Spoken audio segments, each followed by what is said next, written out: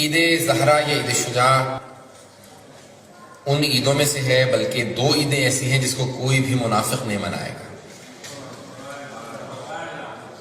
فرماتے ہیں معصوم کہ عیدیں سب منا لیتے ہیں لوگ، عید میلاد النبی بھی لوگ منا لیتے ہیں، عید الفطر عید الاضحیٰ سب مسلمان مناتے ہیں، لیکن کہا کہ دو عیدیں ایسی ہیں جس کو کوئی منافق کبھی بھی نہیں منائے گا، ایک عید غدیر، دوسری عید زہرا۔ عید غدیر کو جس کے پاس ایمان ہوگا، ولایت ہوگی، وہی منائے گا کیونکہ عید ولایت ہے۔ عید زہرا کیونکہ عید شجاع ہے، اس لیے صرف اس کو مومن ہی منائے گا۔ تو بہرحال مناسبتیں بہت زیادہ ہیں اس عید کے اوپر، کیونکہ ایک تو 12ویں امام کی تاج پوشی ہے، عید غدیر پہلے امام کی تاج پوشی ہے، اور عید زہرا آخری امام کی تاج پوشی ہے۔ وہاں پہ ولایت کی بنیاد رکھی گئی تھی، یہاں پہ ختم ولایت ہو رہا ہے۔ تو بہرحال تاج پوشی ہے، بعد امام السلام کے ولادت کی تاج پوشی ہے، ان کی ولایت کی اور ان کی امامت کی تاج پوشی ہے، اس لیے بہرحال عید زہرا کا اس کو عید شجاع۔ اور دوسری اس کی مناسبت ہے کہ یہ پہلا دن ہے کہ جہاں پہ اہل بیت نے واقعہ کربلا کے بعد خوشی منائی ہے۔ دیکھیں غم میں سب شریک ہو جاتے ہیں، پتہ نہیں توجہ ہے یا نہیں ہے، سب کے سب ہے نا، غم میں سب شریک ہو جاتے ہیں۔ کوئی بھی محلے سے گزر رہا ہوگا کہ وہ ان کے چلے غم میں آ جاتے ہیں۔ خوشی میں صرف اپنے شریک ہوتے ہیں، کیونکہ خوشی میں پتہ چلتا ہے کہ کون چاہنے والا ہے، کون حسد کرنے والا ہے۔ جب انسان کو ترقی ملتی ہے، خوشی ہوتی ہے، گھر میں کوئی اچھی مناسبت ہو، بچے کی شادی ہو، تو بہت سے اپنے بھی ناراض ہوتے ہیں، ارے ان کے ہاں تو شادی ہے۔ اہل بیت کی خوشیاں کم ہیں، غم زیادہ ہیں، اس لیے ان کی خوشیوں میں کبھی غم نہیں منانا چاہیے۔ پتہ نہیں توجہ ہے یا نہیں ہے، کوئی ایسا نہ کہے کہ کوئی ان کی خوشی کے اندر کبھی کہے کہ نہیں میں تو خوش نہیں منا رہا ہوں، میں تو ابھی بھی غم میں ہوں، نہیں، بلکہ ان کی خوشی میں زیادہ خوشی منانی چاہیے، کیونکہ اہل بیت کی خوشیاں کم ہیں، غم زیادہ ہے۔ واقعہ کربلا کے بعد پہلی بار اہل بیت علیہ السلام نے خوشی منائی ہے، نہ جانے کیسی خوشی ہوگی کہ اہل بیت خوشی منا رہے ہیں۔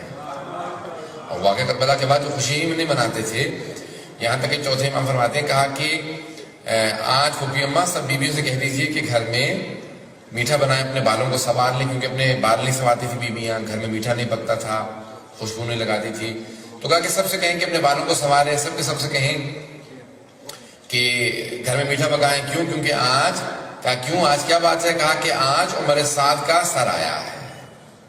اور بہت سی مناسبتیں جو وہاں نہیں منائی جا سکتی تھی وہ اس خوشی پہ منائی جاتی ہیں، تو عمر سعد کا سر آیا۔ پہلی بار کہتے ہیں واقعہ کربلا کے بعد امام سجاد خود مسکرائے، جو روتے رہتے تھے ہمیشہ، پہلی بار مسکرائے، اور مسکرانے کے بعد کہا، جو سر لے کے آیا تھا نا، 3 سر لے کے آیا تھا، اس میں عمر سعد کا سر تھا، تو کہا کہ مختار سے کہو ہرملا کا سر کب بھیجے گا۔ آغا خوئی نے پوری ایک بحث کی ہے، ابھی مولانا نے پوری مجلس پڑھ دی، اس لیے میں تفصیلات میں نہیں جاؤں گا، ایک جو دلیلیں انہوں نے پیش نہیں کی میں اس کو طرف اشارہ کروں گا۔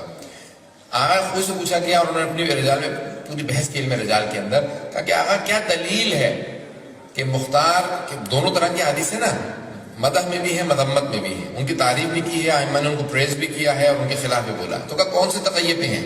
جس میں تعریف کی ہے وہ، یا جس میں مذمت کی ہے وہ؟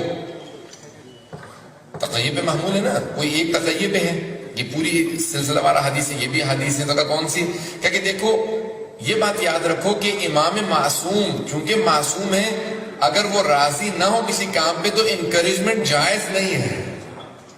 نہیں میں سمجھا سکا، کسی غلط کام پہ حوصلہ افزائی کرنا جائز نہیں ہے امام معصوم کے لیے، حتیٰ امام معصوم کے کسی مومن کے لیے بھی تقیہ میں بھی کسی غلط کام پہ انکریجمنٹ جائز نہیں ہے۔ اب امام سجاد کہہ رہے ہیں مختار سے کو ہرملا کا سر کب بھیجے گا، یہ حوصلہ افزائی کر کے بتا رہے ہیں کہ نہیں میں اس فعل پہ راضی ہوں،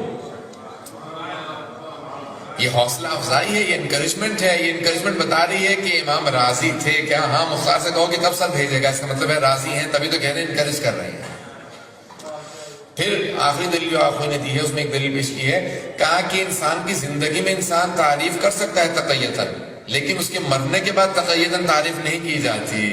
جب حضرت مختار کی شہادت ہو گئی تھی تو امام سجاد سے پوچھا گیا، کہا کہ مولا مختار کی شہادت ہو گئی، امام نے کہا رحم اللہ مختار، خدا رحمت نازل کرے مختار پہ، اس کی وجہ سے ہماری بیویوں نے اپنے بال سنوارے تھے۔